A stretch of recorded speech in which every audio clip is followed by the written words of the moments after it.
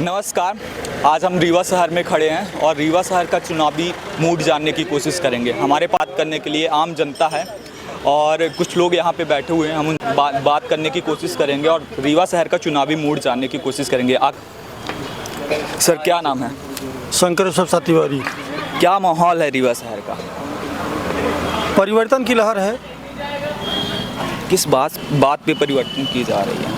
अब ऐसा है कि सत्ता 20 साल भाजपा कर चुकी है ना, और उससे लोगों का मन ऊब चुका है, इसलिए परिवर्तन चाहते हैं इस बार। और क्या मुद्दे हैं जो यहाँ के स्थानीय मुद्दे हों बिंद के? स्थानीय मुद्दे बहुत ज़्यादा इस बार इस चुनाव में जो है तो मने जोर नहीं पकड़ेंगे, है ना। इस बार केवल मने ये है कि 20 साल शासन भाजपा ने कर लिया है, ये इससे ऊब चुके हैं लोग, इसलिए परिवर्तन चाहते हैं। मतलब लगातार 18 साल बीजेपी की सरकार रही, इसके कारण से परिवर्तन कम हुआ। सर, आप हिंद में ऐसा कौन सा बड़ा भ्रष्टाचार हुआ? भ्रष्टाचार जैसे अब हम लोग तो व्यापम सबसे बड़ा भ्रष्टाचार है, बिंद का नहीं पूरे देश का सबसे बड़ा भ्रष्टाचार है। तो व्यापम को ले लीजिए, और हर जगह जो है तो कमीशन खोरी चल रही, तो इसलिए अब इस बार परिवर्तन की लहर। इस बार किस मुद्दे पे वोटिंग की जा रही है? मुद्दे से छोटे छोटे मुद्दे हर क्षेत्र के होते हैं, लेकिन सबसे बड़ा मुद्दा तो यही है कि जो भाजपा के खिलाफ जनता का रुख है इस बार।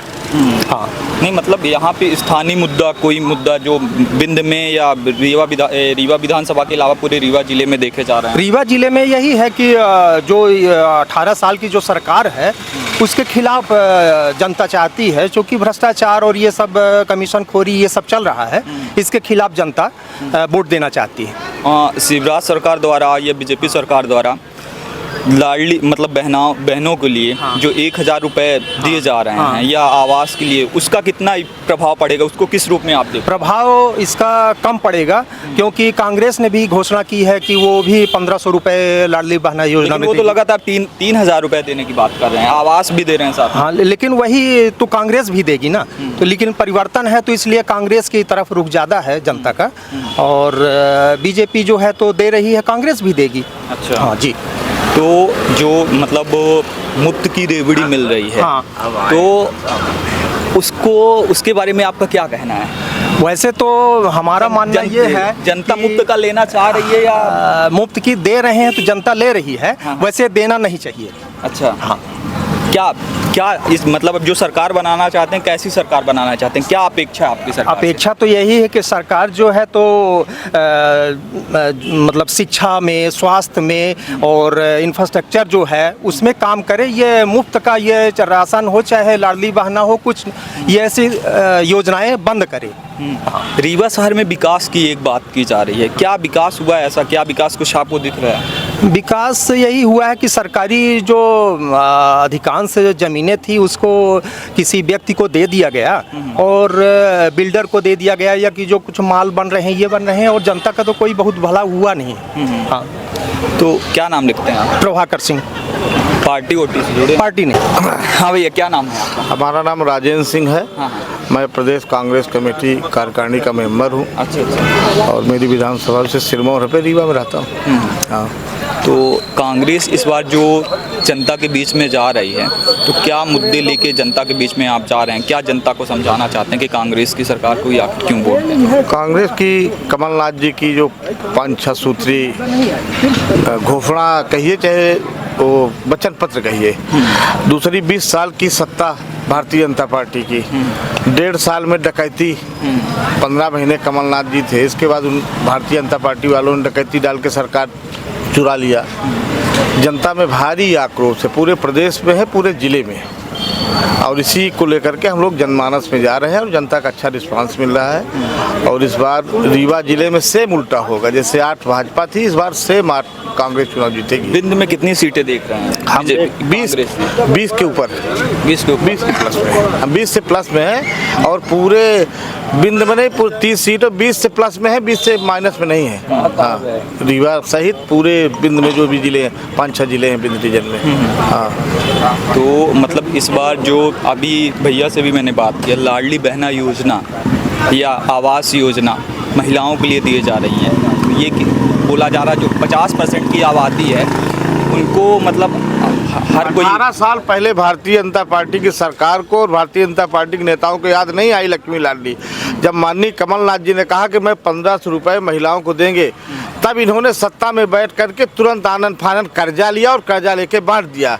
पूरी पब्लिक जानती, पूरे पेपर मीडिया जानती कि आप कर्जा लेकर के महिलाओं को पैसा दे रहे हो, और कमलनाथ जी ने बिना पैसे बोला कि मैं सरकार में आने की बात करूंगा।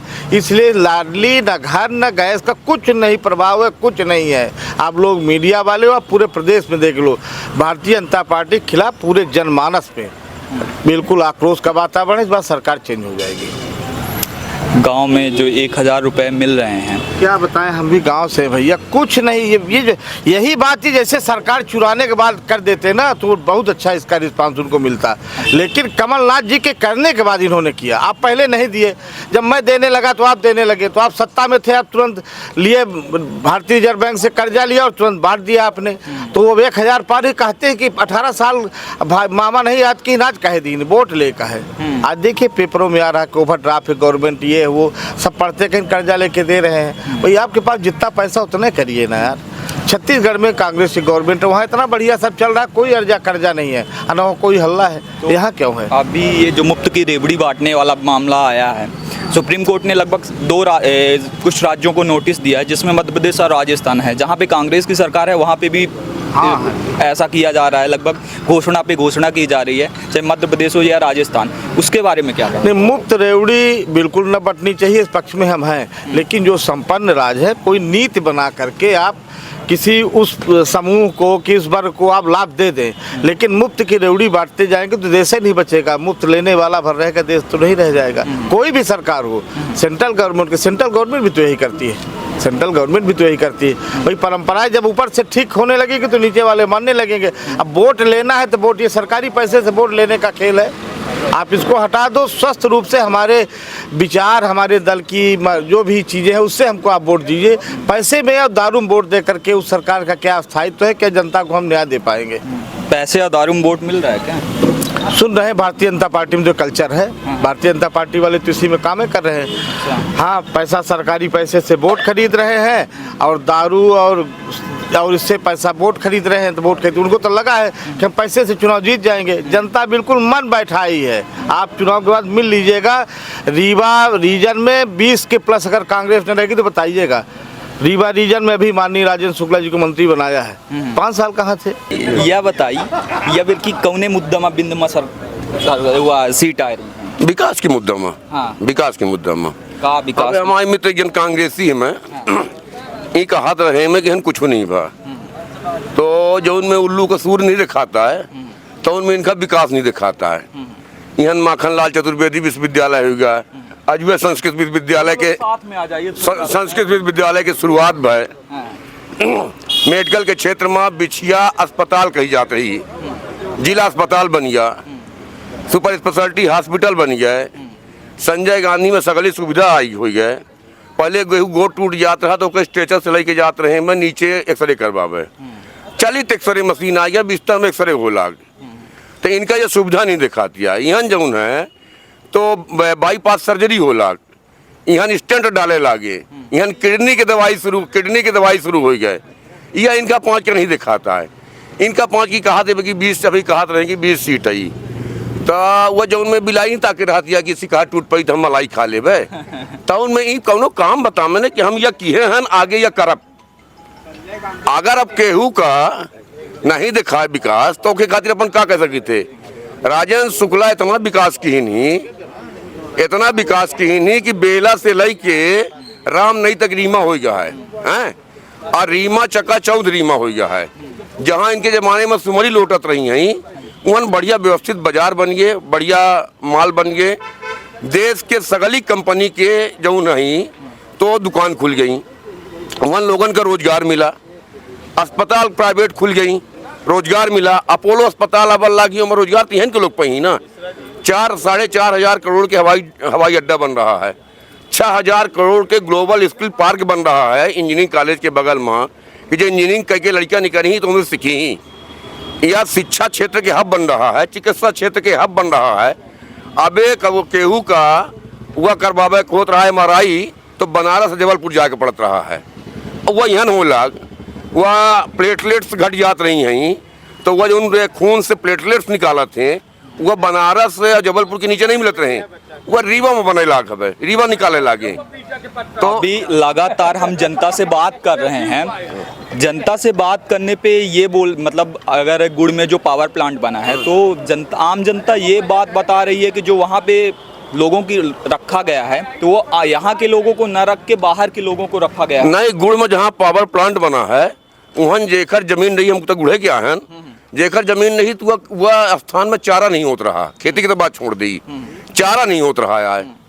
और वहाँ के किसान जौन है वह जौन बिल्कुल निरर्थक जमीन रही, पथरीली जमीन रही वह, तो ओमा 25-25 लाख रुपया एकड़ वह पाई नहीं मैं मुआवजा, और पाए के बढ़िया रीवा में प्लाट बनवाइन, पक्का घर बनवाइन, बोलेरो गाड़ी खरीद ली, लड़कियां बिटिया काज करके मस्त हो गई। जो जमीन अनुपयोगी थी, उस अनुपयोगी जमीन का उपयोग राजेंद्र शुक्ला ने इतना बढ़िया किया कि एशिया का सबसे बड़ा सोलर प्लांट बना रीवा में। एशिया हिंदुस्तान की सबसे चौड़ी टनल, सड़क टनल वो मोहनिया में बनी, ट्रेन की टनल बन गई, इसके क्या नाम से सिंचाई परियोजना की टनल बनी हुई है। सर्वाधिक टनल 5 टनल गुड़ में है, एक विधानसभा में सर्वाधिक 5 टनल।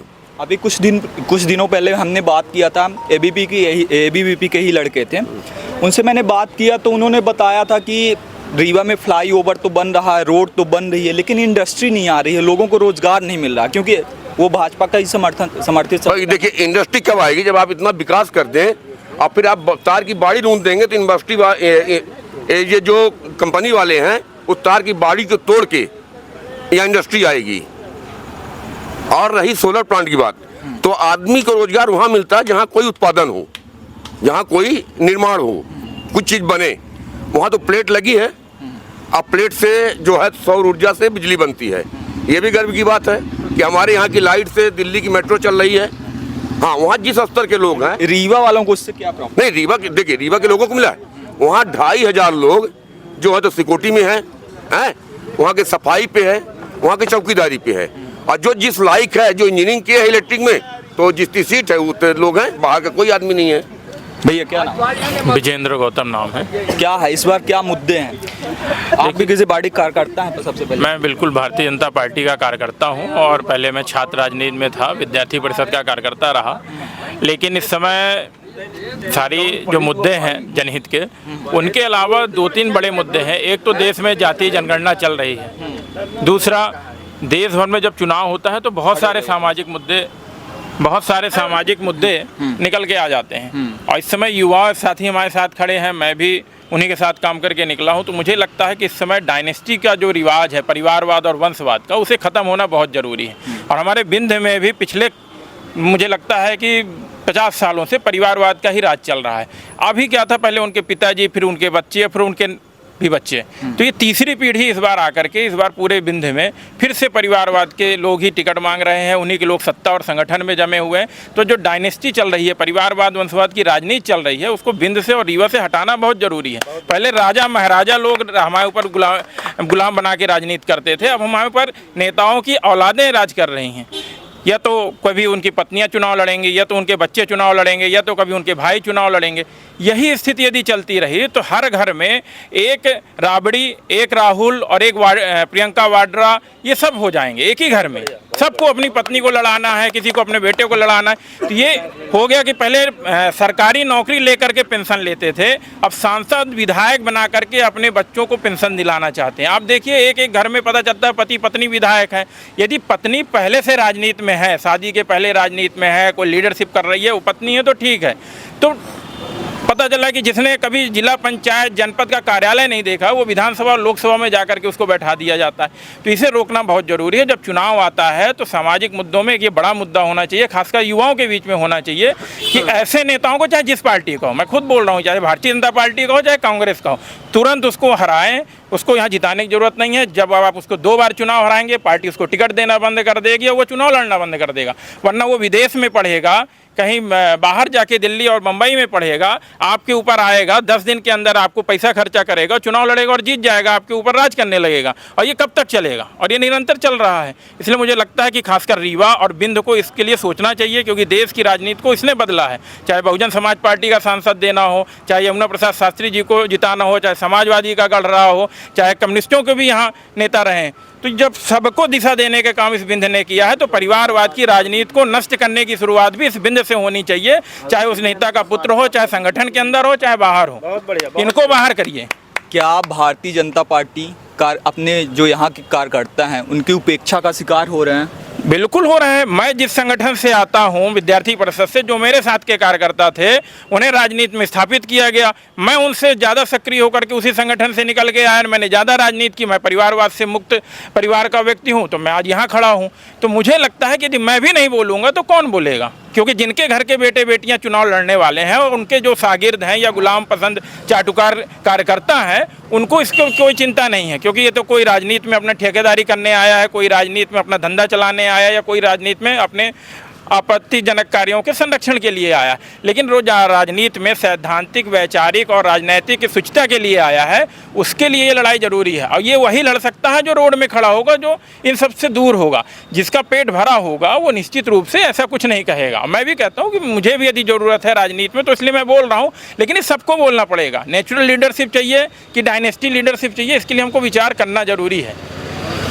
इस बार जो बिंद में भारतीय जनता पार्टी की सीटें आ रही हैं, या बिंद या कांग्रेस की आ रही हैं, या आम आदमी पार्टी की, मतलब आम आदमी पार्टी भी इस बार तीसरे मोर्चे पे लगभग खड़ी हुई है, तो उसे किस रूप में? भाजपा कांग्रेस से जो छूटेंगे वो आम आदमी पार्टी में चुनाव लड़ेंगे।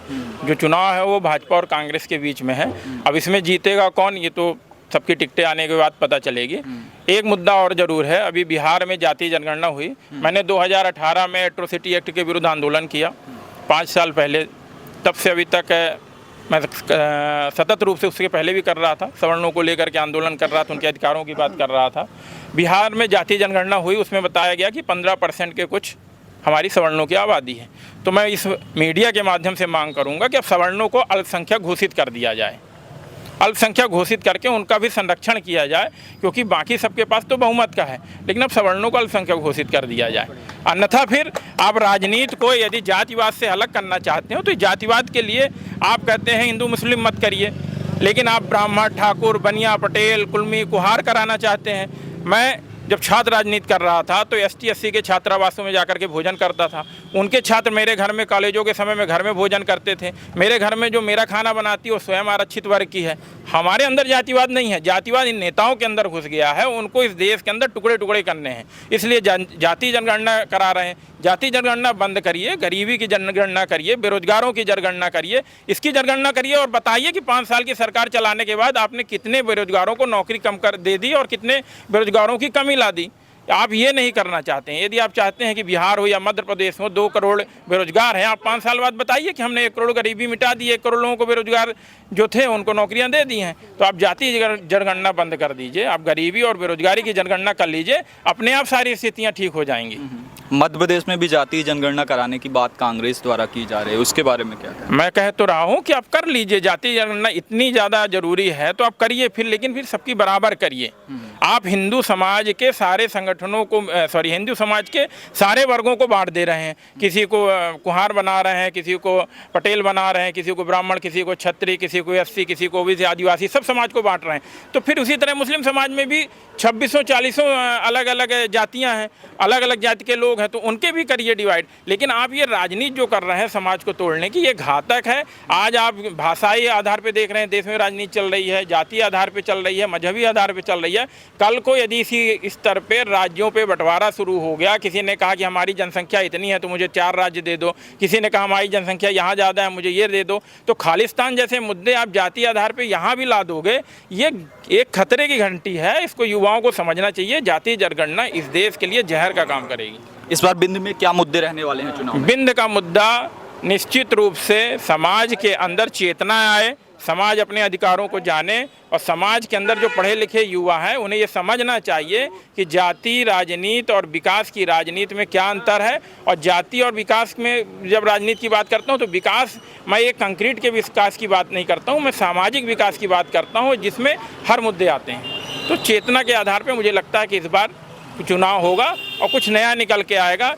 भाजपा जीते, कांग्रेस जीते, जो भी जीतेगा, लेकिन उनको इन मुद्दों पे अब बात करनी चाहिए। मैं एक युवा के